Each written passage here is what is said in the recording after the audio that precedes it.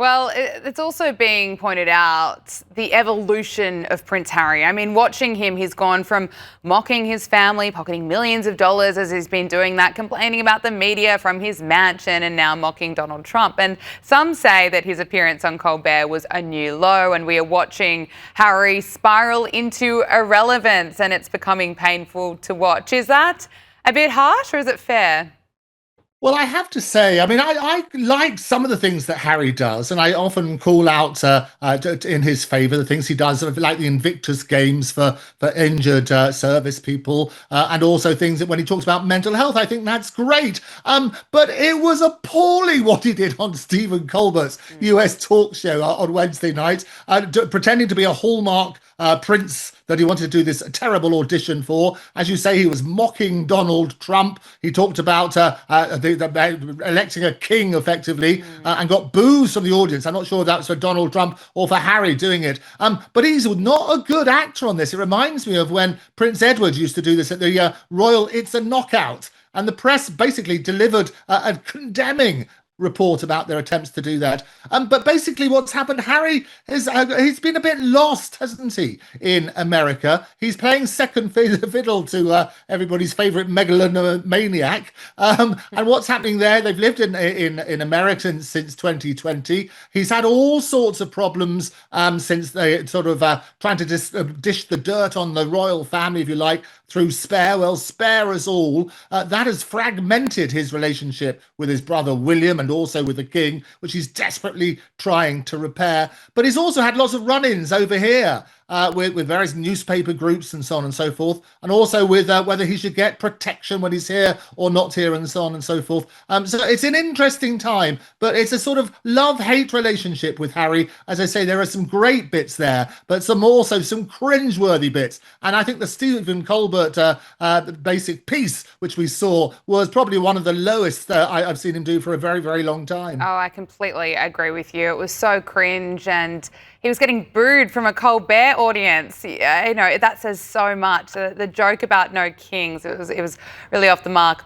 Now, Prince Harry, though, he has scored a major win in his fight to secure 24-hour armed police protection while he's in the UK. This means that the royal family could be seeing more of him. Do you think that's the case, Andrew?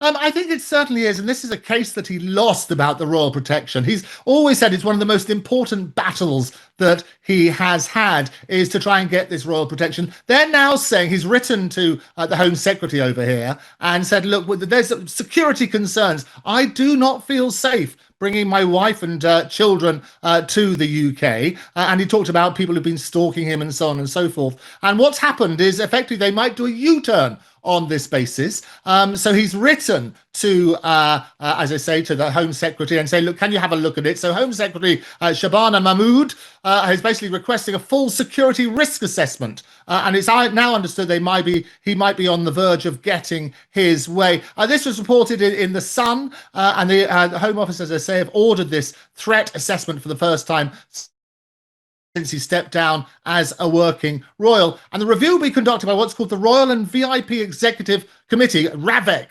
affectionately called. It's the very government Harry previously battled in the High Court. And I was actually during that judgment. I sat watching him in court on that stage. He came over, as he did for various the other cases that he had over here. And now what's going to happen is they've got this risk management board to reassess his threat level. And Harry's made it very clear he wants to reunite with his father.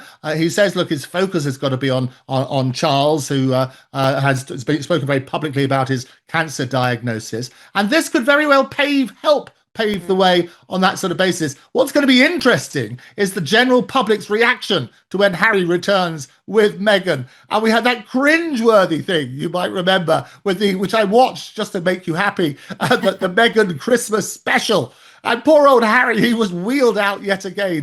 And just to make sure he suffered as much as she possibly could, they made a salad with all of the worst things, the things that Harry really hated, like beetroot and anchovies and berries and fennel seeds. Fennel seeds, if they had such a thing. But yes, poor old Harry is wheeled out on that sort of basis. But it will be interesting if he returns, because the fight of the two brothers, Shakespearean in tone, will basically be amplified as a result. Be very interesting to watch. Now, Meghan Markle, as you mentioned, was making a salad on her show, but she's now going from selling jam to chocolate bars, and she's unveiled 3 limited edition treats using signature ingredients from her As Ever brand, including her raspberry spread and her flour sprinkles, Andrews. That is to spark her sweet nostalgia. I mean, this flour sprinkles, you cannot even make this up. She's selling the chocolate bars for $12, so she's already getting criticised for that and that price. Talk to us about the chocolate bars.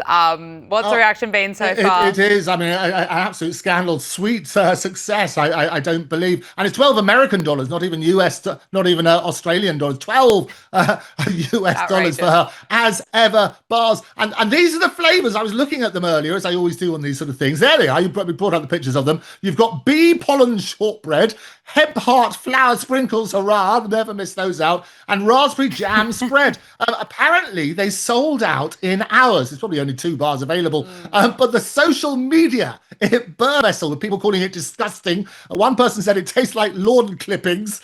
Pretentious AF, I won't swear, but that's what they were saying. And reviewers basically said it's absolute joke to £12 for a chocolate bar with weird flavours in it. Who ruins chocolates with flour sprinkles, asked one person. And bee pollen, leave that for the bees. There's no way I'd pay $12 for a random chocolate bar with weeds in it. Gross, added another critic. They're basically calling out for a very plain chocolate bar. Would be rather interesting on that sort of basis. But then we wouldn't have anything to talk about, Gabriella. We probably would. True. What about the flour sprinkles? She'll never let those go, will she?